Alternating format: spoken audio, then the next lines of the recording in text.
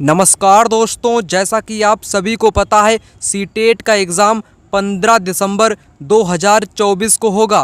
Paper 2 social science के लिए ऐसे क्वेश्चन लेकर आ चुका हूं जो आपके एग्ज़ाम के लिए सर्वाधिक महत्वपूर्ण रहेंगे। इस वीडियो में आप लोगों को PYQ क्वेश्चन यानी कि एग्ज़ाम में SST के ऐसे क्वेश्चन जो कि मोस्ट इम्पोर्टेंट हैं वो भी PYQ क्वेश्चन इस वीडियो में कराऊंगा। उसी के साथ पेडागोजी के भी क्वेश्चन यहाँ पर आपको कराऊंगा। यानी कि आज की यह वीडियो एक ऐसी वीडियो रहेगी जिसमें सभी प्रकार के क्वेश्चन को मात्र छोटी सी वीडियो में ख़त्म किया जाएगा।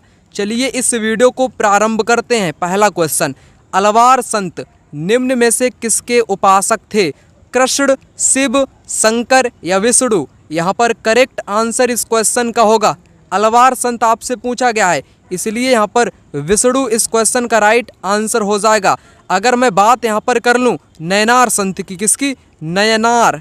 एक संत है आपके नयनार, ठीक है। नयनार जो संत हैं ये किसके उपासक हैं? ये शिव के उपासक हैं। और वहीं अलवार जो संत हैं वो विष्णु भगवान के उपासक हैं। ये क्वेश्चन जो मैं आपको करा रहा हूँ ये आपके एग्ज़ाम 2022 के क्वेश्चन पेपर में ये क्वेश्चन एग्ज़ाम में पूछा गया है, इसलिए ये भी क्वेश्चन आप लोगों के लिए महत्वपूर्ण है। अलवार संत और नयनार संत, इन संतों का उदय दक्षिण भारत यानी कि साउथ इंडिया में इन संतों का उदय हुआ है। ये भी आप लोग याद रखना, मैंने आपको बताया है। नयनार संत क्या बताया है? नयनार जो संत हैं वो शिव के उपासक हैं, वहीं विष्णु अलवार संत के उपासक हैं। यानी कि अलवार संत किसके उपासक हैं? ये विष्णु के उपासक हैं। करेक्ट आंसर विष्णु यहाँ पर हो जाएगा। चलिए बढ़ते हैं अगले प्रश्न की तरफ। यहाँ पर क्वेश्चन नंबर दूसरा, निम्नलिखित में से कौन सा कृषि आधारित उद्योग नहीं है? Which of the following is not an agro based industry?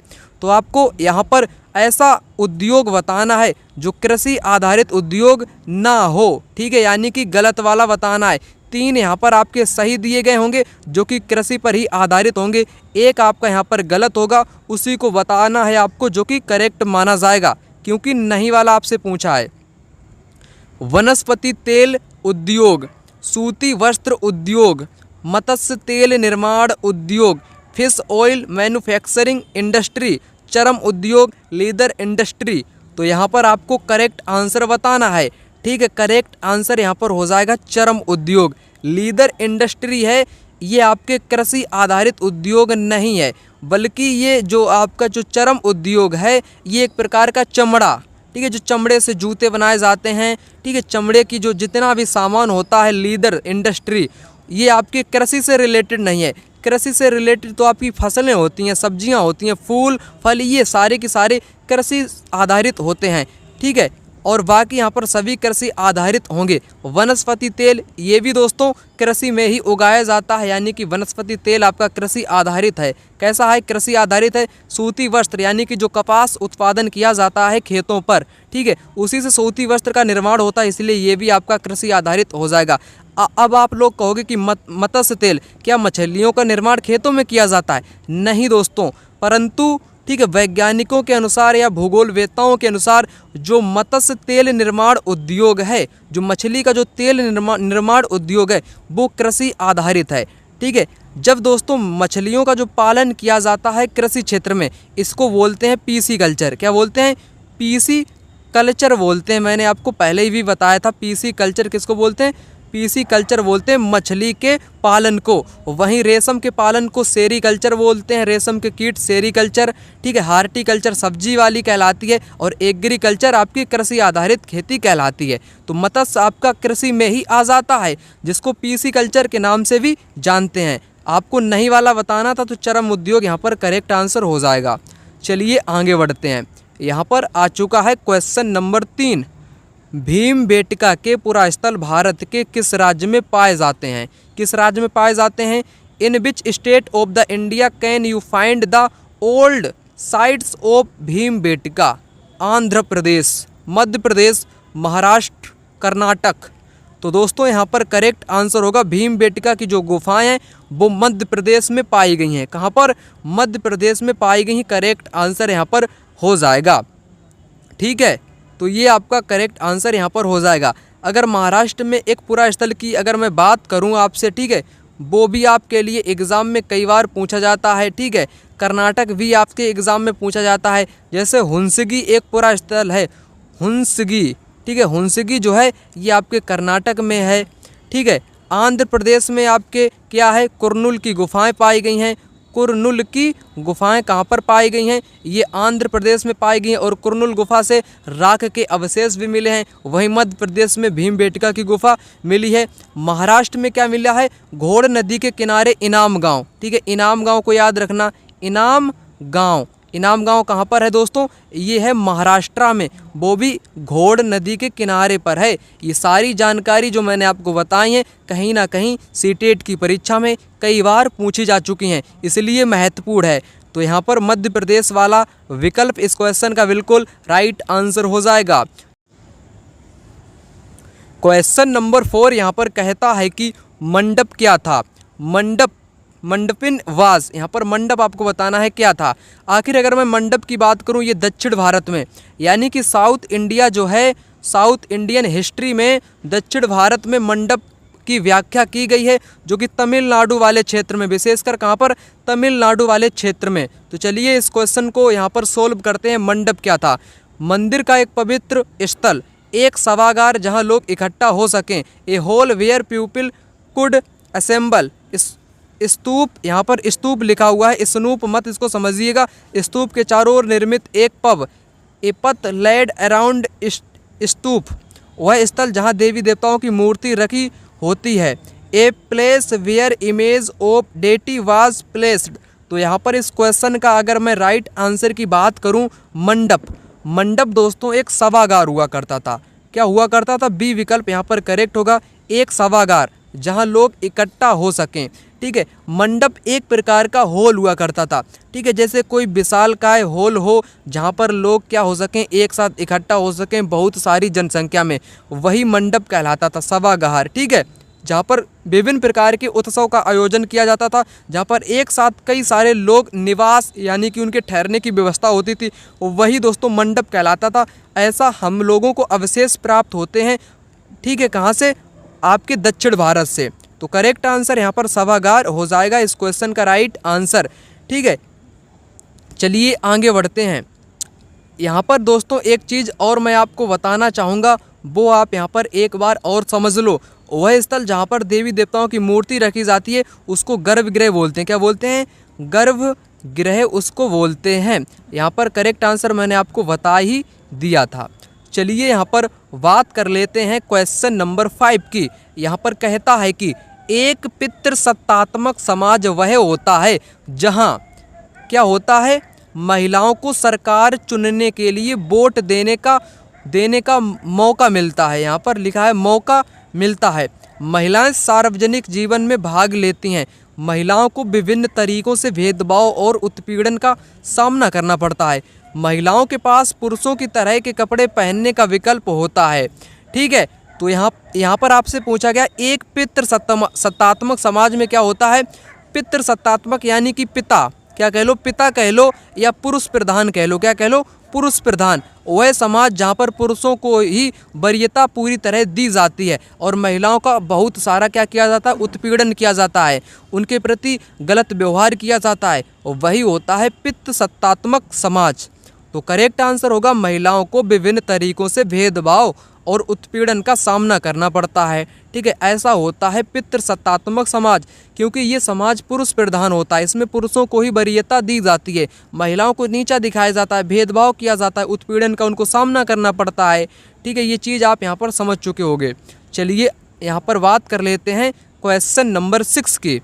जल का संकरा भाग जो बड़ी जलराशियों जैसे समुद्रों या महासागरों को जोड़ता है वह क्या कहलाता है। A narrow passage of water connecting two large water bodies like sea and ocean is called.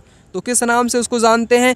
जब दोस्तों अगर मैं बात करूं समुद्र की या महासागर की, ठीक है, समुद्र या दो महासागर को कोई जलराशि जोड़ती है तो उस स्थान को क्या बोलते हैं, नहर, कैनाल बोलेंगे, स्थल संधि बोलेंगे, जल संधि बोलेंगे, ये खाड़ी वे बोलेंगे। यहाँ पर जल संधि इस क्वेश्चन का राइट आंसर होगा। स्ट्रेट उसको बोलते हैं, क्योंकि अगर मैं बात करूं ये वाला जल का भाग है और ये जल का भाग है, ये भी वाटर है और ये भी वाटर है। जब वाटर को वाटर वाला भाग जोड़ता है तब वो जल संधि कहलाती है। अगर इसी की जगह पर अगर स्थल वाला भाग होता, ठीक है, ये भी ज़मीन का टुकड़ा है और ये भी ज़मीन का टुकड़ा है और इसको कोई बीच में जोड़ रहा है, ठीक है, तो इसको बोलते थे स्थल संधि। क्या बोलते हैं? इसी को बोलते हैं स्थल संधि। ठीक इसी प्रकार अगर जल वाले भाग को कोई चीज़ जोड़ेगी तो उसको बोलेंगे जल संधि। ठीक है, जैसे अगर मैं भारत की बात करूं, ये रहा आपका दक्षिण भारत और ये रहा श्रीलंका। ठीक है, यहाँ पर जो जोड़ने का कार्य करता है उसको पाक जल संधि बोलते हैं। कौन सी जल संधि है? पाक जल संधि के नाम से जानते हैं। भारत और श्रीलंका को कौन सी जल संधि जोड़ती है? पाक जल संधि जोड़ती है। आप इस क्वेश्चन को समझ चुके होंगे। ठीक है, बात कर लेते हैं यहाँ पर 7 नंबर के क्वेश्चन की। लोकतंत्र की बुनियादी विशेषता क्या है? Which is the basic feature of democracy, यानी कि डेमोक्रेसी जो है उसका बेसिक फीचर क्या है, बुनियादी विशेषता क्या है? असमानता, खुला व्यापार फ्री ट्रेड, समानता इक्वलिटी, उचित प्रतिबंध। ठीक है, तो यहाँ पर आपको करेक्ट आंसर बताना है। अगर मैं बात करूँ डेमोक्रेसी की ऐसी फीचर जो कि बेसिक फीचर्स होती है, वो आपकी है समानता इक्वलिटी, सभी के प्रति समानता का व्यवहार होना चाहिए, वही लोकतंत्र की विशेषता है, एकदम बेसिक विशेषता है। असमानता बिल्कुल नहीं होनी चाहिए, ना ही खुला व्यापार, ना ही उचित प्रतिबंध, तो समानता होनी चाहिए। ठीक है, चलिए यहाँ पर बात कर लेते हैं 8 नंबर के क्वेश्चन की। सतनामी आंदोलन की शुरुआत किसने की? ठीक है, the Satnami movement was founded by, किसके द्वारा इसकी स्थापना की गई है? हरिदास ने। जो यहाँ पर है ज्योतिदास या ज्योतिबा, यहाँ पर ज्योतिदास नहीं हो सकता है, या तो ज्योतिबा फूले कह लो। ठीक है, घासीदास ने या सूरवाल ने। सूरवाल यहाँ पर टाइपिंग मिस्टेक है इस वीडियो में, ठीक है, इसके लिए माफ़ी चाहूँगा। यहाँ पर सूरदास लिखा हुआ है। तो यहाँ पर सतनामी आंदोलन की अगर मैं बात कर लूँ तो घासीदास को याद रखना। किसको? गुरु घासीदास को याद रखना। इन्होंने मध्य भारत, कहाँ से दोस्तों? मध्य भारत से सतनामी आंदोलन को शुरू किया था। ठीक है, मध्य भारत यानी कि छत्तीसगढ़, सीजी छत्तीसगढ़ से इन्होंने शुरू किया था 18वीं सदी के दौरान। ठीक है, 1800 के मतलब कि मध्य में इन्होंने इसको शुरू किया था। और एक चीज़ मैं आपको यहाँ पर बताना चाहूँ, घासीदास ने कहाँ पर काम किया था? चमड़े में काम किया था। चमड़े का जो लोग काम करते थे उन लोगों के साथ काम किया था और उन लोगों को इन्होंने एकत्रित किया, चमड़े के काम करने वाले लोगों को, और उन्हीं के साथ सतनामी आंदोलन की स्थापना की। तो किसने की? गुरु घासीदास ने की। बहुत महत्वपूर्ण है, बहुत बार एग्जाम में पूछा गया क्वेश्चन है। और हरिदास ठाकुर जो हैं ये कहाँ से रिलेटेड है? ये पश्चिम बंगाल, वेस्ट बंगाल से रिलेटेड हैं। चलिए बढ़ते हैं अगले प्रश्न की तरफ। 9 नंबर का क्वेश्चन, समुद्रगुप्त को किस वाद्य यंत्र को बजाते हुए सिक्कों पर दिखाया गया है? Samudragupta is depicted in coins playing which musical instrument. तो यहाँ पर करेक्ट आंसर आपको बता देना है। तानपुरा, सितार, बांसुरी या वीणा। तो अगर मैं बात यहाँ पर करूँ, जो समुद्रगुप्त था ये एक संगीत प्रेमी इसको बोला गया है। ठीक है, वाद्य यंत्र बजाते हुए कई सिक्कों पर इसको दिखाया गया है, जो कि किसको बजाता था? वीणा को बजाता था। ठीक है, किसको? वीणा या वीणा को बजाता था।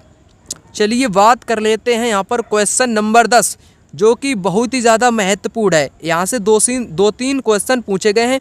वो कैसे पूछे गए हैं वो मैं आपको यहाँ पर बताने वाला हूँ। तो यहाँ पर है आपका स्टैक निम्न में से किसकी अपर्दन विशेषता है? Stacks are an erosional feature of which of the following. किसकी भाई साहब ये अपर्दन विशेषता है? ठीक है, पवन की है, हिमनद की है, समुद्री तरंग की है यानी कि सी वेव की है, नदी रिवर की है, ग्लेशियर की है या विंड की है? यहाँ पर करेक्ट आंसर होगा आपका समुद्री तरंग, सी वेव। जो दोस्तों समुद्र में जो गुफाएं, जो समुद्र तरंग के द्वारा या अपर्दन के द्वारा समुद्री गुफा का भी निर्माण होता है। किसका? गुफा जो कैव होती है यानी कि समुद्री गुफा का भी निर्माण होता है समुद्र तरंगों के द्वारा। अगर मैं बात करूं स्टैग की, स्टैग भी दोस्तों क्या होती है? स्टैग भी समुद्र तरंग के द्वारा बनाई गई एक अपर्दन विशेषता है। स्टैग एक दीवार जैसी संरचना होती है। कैसी होती है? दीवार जैसी जो संरचना बचती है समुद्र में वो कहलाती है स्टैग। क्या कहलाती है? दीवार जैसी संरचना ही स्टैग कहलाती है। अगर मैं आपको बताना चाहूँ, क्या बताना चाहूँ, पवन के द्वारा जो अपर्दन या निक्षेपण बनाया जाता है, निक्षेपण आकृति में आपको बताना चाहूँ लोयस बोलते हैं, ठीक है। पवन के द्वारा लोयस जो है आकृति, ये कैसी आकृति है, ये निक्षेपण आकृति है। कैसी है, ये निक्षेपण आकृति है जो कि लोयस कहलाती है। वहीं हिमनद के द्वारा हिमोड़ आकृति, यानी कि जो हिमोड़ है उसका अपर्दन कह लो या निक्षेपण होता है। वैसे तो हिमनद के द्वारा हिमोड़ निक्षेपण बनाया जाता है। और नदी के द्वारा जैसे तटबंध हो गया, चाप झील हो गया, वाटरफॉल हो गया, ये तमाम प्रकार की स्थलाकृतियाँ नदियों के द्वारा बनाई जाती हैं। जितना महत्वपूर्ण था तो जो बार बार एग्जाम में पूछा गया है वो मैंने आपको यहाँ पर बताने का प्रयास किया है, ठीक है। सी वेब यहाँ पर करेक्ट आंसर हो जाएगा। चलिए यहाँ पर बात करेंगे क्वेश्चन नंबर 11 की। ये क्वेश्चन आपके एग्ज़ाम में कम से कम 5 से 6 बार पूछा गया है, अलग अलग तरीक़ों से पूछा गया है, परंतु मैं आपको 5 से 6 क्वेश्चन इसी क्वेश्चन में करवाने वाला हूं क्योंकि महत्वपूर्ण है। तो सबसे पहले बात करते हैं अकबरनामा के अनुसार सूबेदार का कार्यभार क्या था। तो यहाँ पर करेक्ट आंसर क्या होगा, करेक्ट आंसर होगा राजनैतिक और सैनिक कार्य, पॉलिटिकल एंड मिलिट्री फंक्शंस थे इसके, किसके, सूबेदार के, ठीक है, सूबेदार, ठीक है, अकॉर्डिंग टू अकबरनामा। सबसे पहले मैंने आपको यहाँ पर राइट आंसर तो बता दिया अकबरनामा के अनुसार। अगर आपसे कल को पूछ ले कि अकबरनामा क्या है, अकबरनामा एक ग्रंथ है, यानी कि बुक है, एक पुस्तक है। इसकी रचना किसने की है, अगर रचना की बात करूँ या लेखक की मैं बात करूँ तो अबुल फजल को याद करिएगा। किसको, अबुल फजल ने इस पुस्तक की क्या की है, रचना की है। ये अबुल फजल कौन था, ये अकबर का दरबारी लेखक था और अकबर का करीबी मित्र यानी कि दोस्त, फ्रेंड था। अकबर का मित्र कौन था, अबुल फजल था, जिसने अकबरनामा ग्रंथ की रचना करी। जो दोस्तों अकबरनामा ग्रंथ है ये 3 पार्टों में डिवाइड किया गया था। कितने पार्टों में, 3 पार्टों में। पहला पार्ट को बोलते हैं फर्स्ट पार्ट, सेकेंड को बोलते हैं सेकेंड पार्ट, और थर्ड वाले को बोलते हैं आईने अकबरी। क्या बोलते हैं, आईने अकबरी बोलते हैं, आईने अकबरी बोलते हैं। आईने अकबरी से 2-3 क्वेश्चन एग्जाम में पूछे गए हैं, इसलिए मैं बता रहा हूँ। फर्स्ट वाली पार्ट में क्या है, पूर्वजों का वर्णन है। अकबर के जो पूर्वज हुए हैं, अकबर के पूर्वज का वर्णन अकबरनामा के पहले भाग में यानी कि पहली जिल्द में है। वहीं सेकेंड पार्ट की मैं बात करूं यानी कि सेकेंड यानी कि दूसरी जिल्द की मैं बात करूं, इसमें अकबर की शासन की घटनाएं हैं। क्या है, जितनी भी उसके शासन की जो घटनाएं घटित हुई हैं उनका क्रम का ब्यौरा, शासन की घटनाएं सेकेंड में है। वहीं थर्ड पार्ट को आईने अकबरी बोलते हैं। थर्ड पार्ट आप लोगों के लिए महत्वपूर्ण है। क्या महत्वपूर्ण है, आईने अकबरी, आईने अकबरी, ठीक है, ये थर्ड पार्ट है। कौन सा पार्ट है, ये आपका थर्ड पार्ट है। इसमें पद वेतन क्या क्या उल्लेख किया गया है, पद है, वेतन है, सैनिक रखरखाव है, वेतन है, त्यौहार है, रीति रिवाज है, सांख्यिकी दर्शन है। सारा का सारा आईने अकबरी में ही आ जाता है। मैंने पूरा कंसेप्ट आपको बता दिया जो हर बार एग्जाम में पूछा जाता है। चलिए यहाँ पर बात करेंगे 13 नंबर के क्वेश्चन की। ग्लोब को 2 बराबर भागों में बांटने के लिए खींची गई काल्पनिक रेखा को कहा जाता है। An imaginary line draw on a globe to divide it into 2 equal part is known as the, यानी कि दोस्तों अगर मैं बात करूं इस ग्लोब की, ठीक है, ये ग्लोब का मैंने यहाँ पर चित्र बना दिया है, ठीक है। ये जो ग्लोब है इसको बीच से जो रेखा काटती है इसको बोलते हैं विषुवत रेखा। क्या बोलते हैं, विषुवत रेखा के नाम से इसी को जानते हैं। विषुवत रेखा का दूसरा नाम क्या है, भूमध्य रेखा भी इसी को बोलते हैं। क्या बोलते हैं, भूमध्य रेखा इसी को बोलते हैं। तो यहाँ पर पहला विकल्प करेक्ट आंसर होगा, ठीक है। विषुवत रेखा यानी कि इक्वल, यानी कि जो बिल्कुल इक्वेटर पर स्थित होती है। इक्वेटर का मान 0 अंश होता है। कितना होता है, 0 अंश होता है। इसके ऊपर कर्क रेखा होती है जो कि 23.5 डिग्री उत्तरी गोलार्ध में स्थित होती है, और इसके नीचे मकर रेखा होती है जो कि 23.5 डिग्री दक्षिणी गोलार्ध में स्थित होती है। ये सारी जानकारी महत्वपूर्ण है। यहाँ पर विषुवत रेखा करेक्ट आंसर होगा जो कि 0 अंश या 0 अक्षांश इसका मान होता है। मकर रेखा कितनी है, 23.5 डिग्री, ये उत्तरी गोलार्ध में स्थित है। उत्तरी, यहाँ पर मकर रेखा की मैंने बात करी, ये दक्षिणी गोलार्ध में स्थित है। कहाँ पर, ये दक्षिणी गोलार्ध में स्थित है। वहीं कर्क रेखा ये भी 23.5 ही है, परंतु ये उत्तर में है, इसलिए उत्तरी गोलार्ध में ये स्थित है। मैंने आपको यहाँ पर क्या समझा दिया, मैंने आपको यहाँ पर बताया ये जो ग्लोब है इसको बीच से जो रेखा काटती है उसको विषुवत रेखा के नाम से जानते हैं। ये जो आधा ऊपर वाला गोला रह गया है, इसको उत्तरी गोलार्ध बोलते हैं, यानी कि नॉर्थ बोलते हैं, नॉर्थ ग्लोब बोलते हैं, ठीक है। और नीचे वाला जो है इसको दक्षिण साउथ वाला एरिया इसको बोलते हैं, यानी कि दक्षिणी गोलार्ध इसको बोलते हैं, ठीक है। अब यहाँ पर मैंने आपको उसके बाद में क्या बताया, ये छोटी सी जानकारी है लेकिन महत्वपूर्ण है। ऊपर यहाँ पर ये जो ऊपर वाली रेखा है ये आपकी होती है कर्क रेखा, और इसके नीचे वाली जो रेखा होती है ये होती है मकर रेखा, ठीक है। अगर मैं यहाँ पर बात कर लेता हूँ, ठीक है, इस चित्र की, ठीक है, यहाँ पर ये है आपकी कर्क रेखा और बीच में है आपकी भूमध्य रेखा जो विषुवत रेखा के नाम से जानी जाती है, और सबसे नीचे है आपकी मकर रेखा। कर्क रेखा और मकर रेखा के बीच वाला जो क्षेत्र है ये उष्णकटिबंधीय क्षेत्र कहलाता है। यहाँ पर सूर्य की जो ऊष्मा है सर्वाधिक यहीं पर सर्वाधिक पड़ती है, ये भी महत्वपूर्ण है। इस बार एग्जाम में यहाँ से पूछ लिया गया था क्वेश्चन, इसलिए मैंने आपको यहाँ पर बता दिया। यहाँ पर 14 नंबर का प्रश्न दिया गया है, निम्न में से क्या दीवानी कानूनों के दायरे में नहीं आता है?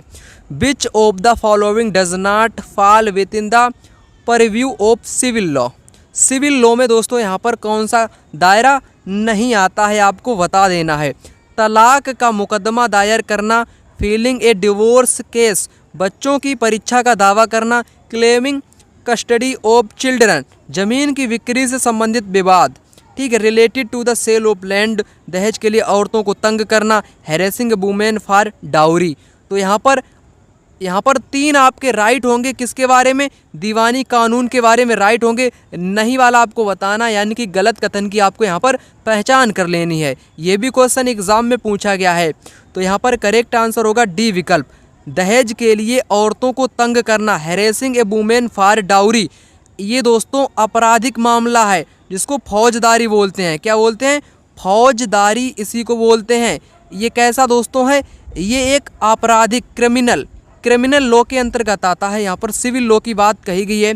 सिविल लॉ हिंदी में कह लो दीवानी कानून, ठीक है। दीवानी कानून में क्या क्या आता है? दीवानी कानून में तलाक आता है, डिवोर्स केस आता है, डिवोर्स केस यानी कि इसमें खुद की गलतियां ही सम्मिलित होती हैं। बच्चों की परीक्षा का दावा करना ये भी सिविल लॉ के अंतर्गत आता है। जमीन की बिक्री, संपत्ति का विवाद, ये सारी आपकी सिविल लॉ यानी कि किस में आती हैं? दीवानी कानून में आती हैं। वहीं अगर मैं बात करूं दहेज के लिए औरतों को तंग करना, मर्डर करना, हत्या करना, ये आपके आपराधिक मामले हैं, ठीक है, यानी कि क्रिमिनल लॉ हैं। तो ये आपराधिक मामला यहाँ पर हो जाएगा, इसलिए यहाँ पर डी विकल्प इस क्वेश्चन का राइट आंसर होगा। चलिए यहाँ पर बात कर लेते हैं 15 नंबर के क्वेश्चन की। तटीय क्षेत्रों में समुद्री गुफाएं बनती हैं, समुद्री गुफाओं के निर्माण के लिए उपयुक्त कारण चयन कीजिए। Sea caves are formed in coastal areas, selected the suitable reason for formation of sea caves. तो वही बात मैं आपको ऊपर में बता चुका हूँ समुद्री गुफा की। इसका निर्माण कैसे होता है? तरंगों, जो समुद्र की जो तरंगे हैं उसके द्वारा जो अपर्दन और निक्षेपण होता है उसके द्वारा। इरोसियन एंड डिपोजिशन वाई वेव्स, ठीक है, तरंगों द्वारा अपर्दन एवं निक्षेपण से समुद्र में गुफाओं का निर्माण होता है। स्टेक का निर्माण होता है, भृगु का, तटीय मेहराब का। पवन के द्वारा अपर्दन मैंने आपको बताया था, लोयस होती है जो कि रेगिस्तान में। करेक्ट आंसर पहला यहाँ पर होगा। चलिए यहाँ पर बात करेंगे 16 नंबर के क्वेश्चन की। निम्नलिखित में से कौन सी फसल कम उपजाऊ तथा बलुई मृदा में उगाई जा सकती है? Which of the following crops can we growing less fertile and sandy soil, यानी कि कम उपजाऊ मृदा और बलुई मृदा में कौन सी फसल अच्छी उगती है? बाजरा, मक्का, जूट, कपास। करेक्ट आंसर यहाँ पर होगा बाजरा। कौन सा? मिलेट्स। यहाँ पर करेक्ट आंसर होगा बाजरा। जूट की अगर मैं बात करूँ, ठीक है, जूट को सुनहरी जरी के नाम से भी जानते हैं। ये एक रेशा प्रकार की खेती होती है, रेशम की मतलब कि रेशे वाली एक खेती होती है। जूट का सर्वाधिक उत्पादन वेस्ट बंगाल में किया जाता है, ठीक है। और कपास आपके गुजरात, महाराष्ट्र जैसे जहाँ पर काली मृदा पाई जाती है, काली मृदा में ही क्या उगाया जाता है? काली मृदा यानी कि ब्लैक जो सोइल होती है उसमें कपास अधिक मात्रा में उगाया जाता है, यानी कि सर्वोत्तम उपयुक्त मृदा मानी जाती है। यहाँ पर मैंने करेक्ट आंसर आपको बाजरा बता दिया है। चलिए यहाँ पर बात कर लेते हैं 17 नंबर के क्वेश्चन की। 1829 में सती प्रथा को प्रतिबंधित करवाने में किसका योगदान था? ये क्वेश्चन आपकी एग्ज़ाम में 2 से 3 बार बार बार पूछा गया है। तो आपको बता देना है 1829 में सती प्रथा को प्रतिबंधित करवाने में ईश्वरचंद, किसका? ईश्वरचंद विद्यासागर का नहीं, बल्कि राजा राम मोहन राय का यहाँ पर योगदान था। किसका? राजा राम मोहन राय का योगदान था। अगर मैं बात करूं ईश्वरचंद विद्यासागर की, इन्होंने किसका योगदान किया है? जो क्या है? विधवा पुनर्विवाह है। क्या है? जो विधवा पुनर्विवाह है वो विवाह दोबारा हो सके उसके लिए किसको याद किया जाता है? ईश्वरचंद विद्यासागर को याद किया जाता है। अगर सती प्रथा को प्रतिबंधित की बात मैं करूं, पुराणों के अनुसार इन्होंने व्याख्या की है, इन्होंने धार्मिक ग्रंथों का हवाला देकर कहा है कि महिलाओं को सती नहीं होना चाहिए, ये गलत है। तो ये राजा राम मोहन राय ने कहा। वहीं महिलाओं को विधवा नहीं होना चाहिए, मतलब कि विधवाओं को भी विवाह कर लेना चाहिए, ऐसा किसने कहा है? ईश्वरचंद विद्यासागर ने कहा है। ये दो बहुत महत्वपूर्ण हैं, इन्हीं में बहुत सारे स्टूडेंट कंफ्यूज हो जाते हैं। तो राजा राम मोहन राय को आप समझिएगा ये सती प्रथा से संबंधित है। वहीं ईश्वरचंद विद्यासागर ये विधवा विवाह से रिलेटेड है, विधवा पुनर्विवाह से रिलेटेड है ईश्वरचंद विद्यासागर। करेक्ट आंसर पहला विकल्प इस क्वेश्चन का राइट आंसर हो जाएगा। पहला विकल्प यहाँ पर करेक्ट आंसर हो जाएगा। अगर ज्योतिबा राव फूले की मैं बात करूँ, इन्होंने गुलामगिरी कौन सी पुस्तक लिखी है? गुलामगिरी इनके द्वारा लिखी गई पुस्तक है, जो कि अमेरिकी दास प्रथा के बारे में भी बताती है। चलिए बढ़ते हैं अगले प्रश्न की तरफ। यहाँ पर 18 नंबर का प्रश्न, गोंड जनजाति आज के समय में कौन कौन से राज्यों में बहुसंख्य में फैली हुई है? गोंड जनजाति एक समय में, ये दोस्तों गोंड वाले क्षेत्र यानी कि कह लो मध्य भारत में, ठीक है, मध्य भारत में सर्वाधिक ये फैली हुई थी, ठीक है ना। तो छत्तीसगढ़, केरल, उत्तर प्रदेश, केरल नहीं तो दक्षिण में चला जाएगा, छत्तीसगढ़, महाराष्ट्र, आंध्र प्रदेश, कर्नाटक भी नहीं होगा, ना ही पश्चिम बंगाल होगा, तो होगा कौन सा? यहाँ पर हो जाएगा छत्तीसगढ़, महाराष्ट्र, आंध्र प्रदेश तक फैली हुई थी। क्या फैली हुई थी? गोंड जनजाति, ठीक है, गोंड जनजाति है। गोंड ये बहुत महत्वपूर्ण है एग्जाम के लिए। यहाँ पर आ चुका है 19 नंबर का क्वेश्चन, संविधान का अनुच्छेद 22 सुनिश्चित करता है, क्या सुनिश्चित करता है? शोषण के विरुद्ध अधिकार, शिक्षा का अधिकार, गिरफ्तारी के दौरान या हिरासत में दुर्व्यवहार से बचने का अधिकार, संवैधानिक उपचारों का अधिकार। संवैधानिक उपचारों का अधिकार अनुच्छेद 32 में आता है। यहाँ पर करेक्ट आंसर थर्ड विकल्प होगा। गिरफ्तारी के दौरान या हिरासत में दुर्व्यवहार से बचने का अधिकार किस अनुच्छेद में है? अनुच्छेद 22 में है, ठीक है, अनुच्छेद 22 में है। यहाँ पर आ चुका है 20 नंबर का क्वेश्चन, कहा जाता है यहाँ पर क्या? समाज सुधारकों में हरिदास ठाकुर और ईवी रामास्वामी नायकर, जिनको पेरियार के नाम से जानते हैं, के विषय में कौन सा कथन सत्य है? ट्रू कथन आपको बताना है, ट्रू स्टेटमेंट। दोनों ने समाज में भेदभाव का सामना कर रहे जातियों समूह के लिए कार्य किया, बिल्कुल करेक्ट होगा। दोनों ब्राह्मणों के उन ग्रंथों के विरुद्ध थे जो जाति प्रथा के समर्थक थे, बिल्कुल करेक्ट होगा। दोनों आपके यहाँ पर बिल्कुल राइट दिए गए हैं। ए और बी दोनों सत्य हैं। कैसे हैं? दोनों ही यहाँ पर करेक्ट हैं, सत्य हैं, राइट हैं, ठीक है ना। रामास्वामी जो पेरियार हैं, इन्होंने किसकी स्थापना की? इन्होंने स्वाभिमान आंदोलन, ठीक है, स्वाभिमान आंदोलन को किसने स्थापित किया है? आंदोलन को स्थापित किया है रामास्वामी पेरियार ने। यहाँ पर बात कर लेते हैं 21 नंबर के क्वेश्चन की। कन्नौज नगर निम्नलिखित वंशों में से कौन से वंशों के बीच में विवाद का केंद्र बिंदु था? 2 बार एग्जाम में पूछा गया क्वेश्चन है, ठीक है। तो यहाँ पर प्रतिहार, राष्ट्रकूट, ये पाल, प्रतिहार नहीं थे, ठीक है, राष्ट्रकूट, पाल, यहाँ पर कुछ मिस्टेक है।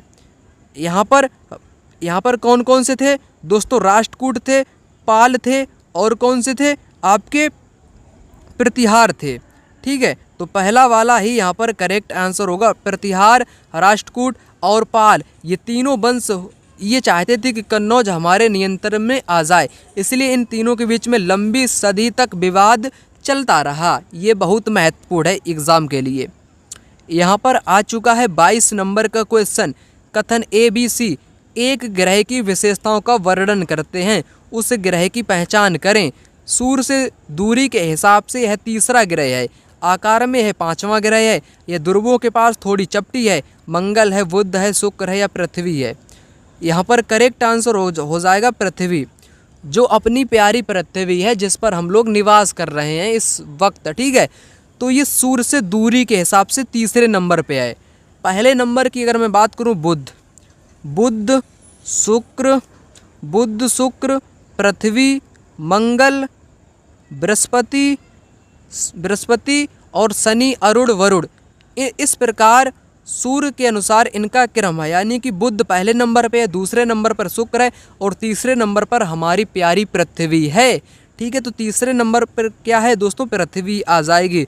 आकार में है 5वां ग्रह है और सबसे आकार में सबसे बड़ा बृहस्पति वैसे तो ग्रह है, ठीक है। तो यहाँ पर 5वें नंबर पे आती है हमारी प्यारी पृथ्वी। ये ध्रुवों के पास कैसी है दोस्तों, जो हमारी पृथ्वी है, क्या है, जो हमारी ये पृथ्वी है, ठीक है, पृथ्वी है ये ध्रुवों के पास में, यानी कि यहाँ पर ये ध्रुव हैं ऊपर वाले और नीचे वाले, यहाँ पर हमेशा ही ये बर्फ़ से ढके रहते हैं ध्रुव। यहाँ पर सूर्य की ऊष्मा यानी कि ऊर्जा पहुँच नहीं पाती है, यहाँ पर बर्फ़ जमी रहती है। ये कैसे हैं, ये चपटे हैं, ये कैसे हैं, चपटे हैं। और बीच में ये पृथ्वी कैसी है, बीच में दोस्तों उभरी हुई है, बीच में उभरी है और ध्रुवों पर ये चपटी है, जिस कारण पृथ्वी को भू आब जियोइड कहते हैं। क्या कहते हैं, जियोइड कहते हैं, हिंदी में इसको भू आब के नाम से जानते हैं। ये भी एग्ज़ाम में पूछा गया है। तीनों आपके यहाँ पर किसके बारे में बात कर रहे हैं, पृथ्वी के बारे में बात कर रहे हैं। यहाँ पर आ चुका है 23 नंबर का क्वेश्चन। यहाँ पर आपसे पूछा गया है निम्नलिखित कथनों में से ऊर्जा संसाधनों पर असत्य कथन का चयन कीजिए। असत्य आपको यानी कि गलत कथन बताना है। ये क्वेश्चन भी एग्ज़ाम में पूछा गया है। एक बात मैं आपको बताना चाहूँ, जितना मैं आपको एक्स्ट्रा चीज़ें बता रहा हूँ, अतिरिक्त जो कंटेंट आपको यहाँ पर बता रहा हूँ, वो सारा का सारा कंटेंट एनसीईआरटी से बिल्कुल मैच करता है, यानी कि एनसीईआरटी का कंटेंट ही मैं आपको बताता हूँ, हर बार बताता हूँ, जो कई बार एग्ज़ाम में रिपीट भी हो चुका है। तो यहाँ पर आपको गलत बता देना है। किसके बारे में, ऊर्जा संसाधनों के बारे में। बायोगैस ग्रीन हाउस प्रभाव का कारण होती है, बिल्कुल होती है। बायोगैस जलाने पर ये क्या होता है, इसमें जलाने पर इसमें धुआं निकलता है, तो ये हमारे पृथ्वी को यानी कि वायुमंडल को नुकसान पहुंचाएगी, ग्रीन हाउस प्रभाव का कारण बनेगी। क्योंकि बायोगैस को जलाने पर कार्बन डाइऑक्साइड की उत्पत्ति होती है, कार्बन डाइऑक्साइड जो कि ग्रीन हाउस प्रभाव का कारण होती है। ये भी करेक्ट है। यहाँ पर सौर ऊर्जा नवीकरण ऊर्जा का स्रोत है। नवीकरण आखिर क्या होते हैं, ऐसे स्रोत होते हैं जिनको पुनः उत्पन्न किया जा सकता है। क्या किया जा सकता है, पुनः उत्पन्न किया जा सकता है, ठीक है। जैसे क्या यहाँ पर मैंने आपको बताया, सौर ऊर्जा के साथ पवन ऊर्जा हो गया, जल ऊर्जा हो गया, ज्वारीय ऊर्जा हो गया, ठीक है, भूतापीय ऊर्जा हो गया। ये सारे के सारे ऊर्जा के स्रोत, और पवन ऊर्जा को भी यहाँ पर घसीटिएगा, इसके साथ पवन ऊर्जा को भी यहाँ पर साथ में ले लो आप, पवन ऊर्जा। ये ऐसे सारे के सारे स्रोत हैं जो कभी भी ख़त्म नहीं होंगे, यानी कि ये नए स्रोत हैं, नवीकरण स्रोत हैं। वहीं इसके विपरीत अनवीकरण यानी कि जो जल्दी ख़त्म होते हैं, कोयला है, पेट्रोलियम है, खनिज तेल है, ईंधन है, ये सारे के सारे अनवीकरण यानी कि आपके जल्दी ख़त्म होने वाले स्रोत हैं, ठीक है। तो ये भी यहाँ पर करेक्ट है, पहला भी करेक्ट है, दूसरा भी। ज्वारीय ऊर्जा समाप्त होती है। जो नवीकरण स्रोत होते हैं ये कभी समाप्त ही नहीं होते हैं, जैसे जल ऊर्जा, पवन ऊर्जा, ज्वारीय ऊर्जा। ज्वारीय ऊर्जा कैसा स्रोत है, जो जल से प्राप्त होती है, समुद्र में जो ज्वारीय ऊर्जा होती है वही ज्वारीय ऊर्जा, ये कभी समाप्त नहीं होगी। यहाँ पर कहा गया है कि समाप्त होती है, यानी कि समाप्त होने वाली होती है, तो ये बिल्कुल गलत बोला गया है। असमाप्त होती है, कभी भी समाप्त नहीं होती है। पवन ऊर्जा प्रदूषण मुक्त होती है, बिल्कुल होती है। तो आपसे क्या पूछा था, असत्य, तो असत्य की यहाँ पर पहचान हो चुकी है। तीसरा विकल्प यहाँ पर असत्य है। तो करेक्ट आंसर कौन सा होगा, ज्वारीय ऊर्जा समाप्त होती है, जो कि गलत है, गलत वाला ही यहाँ पर सही माना जाएगा। अब यहाँ पर बात करेंगे 24 नंबर के क्वेश्चन की। ये क्वेश्चन आपके एग्ज़ाम में 3 से 4 बार पूछा गया है। मिलान वाला क्वेश्चन यहाँ से पूछा गया है, वैसे तो स्टेटमेंट वाला भी पूछा गया है, सिंपल के तौर पर भी पूछा गया है, ठीक है। ओजोन परत, रेडियो प्रेशर, समताप मंडल, मौसम संबंधित घटनाएं। तो ओजोन परत, ये दोस्तों ओजोन परत जो है ये कैसी परत है, ये भी आपको यहाँ पर बताना है। और रेडियो प्रेशर किस में होती हैं, समताप मंडल में क्या, मौसम संबंधित घटनाएं क्या। यहाँ पर थोड़ा यहाँ पर टाइपिंग में मिस्टेक हो चुकी है, उसके लिए माफ़ी चाहूँगा। वैसे आपको पूरा का पूरा समझाने का यहाँ पर प्रयास करूँगा। मौसम संबंधित जो घटनाएं होती हैं ये होती हैं क्षोभ मंडल में, ठीक है। किस में होती हैं? क्षोभ मंडल में। मौसम संबंधित घटनाएं किस में होती हैं? क्षोभ मंडल में होती हैं। वहीं अगर मैं बात करूं रेडियो प्रेषण की जो तरंगें ये उत्पन्न होती हैं आयन मंडल में। किस में? आयन मंडल में, यानी कि बाह्य मंडल में। अगर मैं दोस्तों यहाँ पर बात करूं बहिर्मंडल की, बहिर्मंडल में पतली वायु पाई जाती है, ठीक है। ये यहाँ पर थोड़ा मिस्टेक हो गया है, आप इसको समझ लीजिएगा। बहिर्मंडल में क्या पाया जाता है? पतली वायु पाई जाती है। और ओजोन परत किस में पाई जाती है? समताप मंडल में ही ओजोन परत यानी कि ओजोन लेयर पाई जाती है, ठीक है। ये मैंने आपको यहाँ पर बता दिया। पुनः आप इसको समझ लो, बहिर्मंडल, ठीक है। इसका मिलान किसके साथ होगा? इसका मिलान होगा पतली वायु के साथ। किसके साथ? पतली वायु के साथ यहाँ पर होगा। यहाँ पर मिस्टेक हो चुका है। वहीं ओजोन परत का मिलान किसके साथ होगा? समताप मंडल के साथ होगा।